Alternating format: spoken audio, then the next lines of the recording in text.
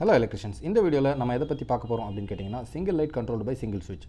இப்போது ஸ்க்ரீனில் தெரியறத ஒரு லைட்டாக நீங்கள் மைண்டில் வச்சுக்கோங்க. இது லைட் மாதிரி இல்லை, பட் இந்த வீடியோவுக்காக இதை ஒரு லைட்டாக மைண்டில் வச்சுக்கோங்க. இந்த லைட்டை ஒரு சுவிட்சால் எப்படி கண்ட்ரோல் பண்ண போகிறோம் அப்படிங்கிறது தான் இந்த வீடியோவில் நம்ம பார்க்க போகிறோம்.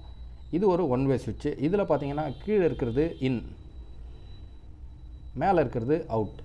கீழே தான் இன், மேலே தான் அவுட். நீங்கள் மேலே இன்னும் கொடுத்து கீழே அவுட்டை எடுத்தாலும் அது நல்லா தான் வேலை செய்யும். பட் அது ஸ்டாண்டர்ட் கிடையாது. எலக்ட்ரிக்கலை பொறுத்த வரைக்கும் ஸ்டாண்டர்ட்ஸை ஃபாலோ பண்ணுறது ரொம்ப முக்கியமான விஷயம். இப்போது நம்ம ஒரு லைட் எரியறதுக்கு நமக்கு தேவை ஃபேஸ் நியூட்ரல். இந்த ஃபேஸையும் நியூட்ரலையும் டைரெக்டாக இந்த லைட்டுக்கு கொடுத்தாவே இந்த லைட் எரியும். பட் நாம் இந்த லைட்டை ஒரு சுவிட்ச் மூலமாக எப்படி கண்ட்ரோல் பண்ணுறது அப்படிங்கிறது தான் இப்போ பார்க்க போகிறோம். ஸோ நியூட்ரலை கொண்டு போய் டேரெக்டாக லைட்டுக்கு கொடுத்துட்றோம். நியூட்ரலுக்கு பெரும்பாலான இடங்களில் ஸ்விட்சிங் வைக்க மாட்டாங்க. நியூட்ரலை டைரெக்டாகவே கனெக்ட் பண்ணிவிடுவாங்க.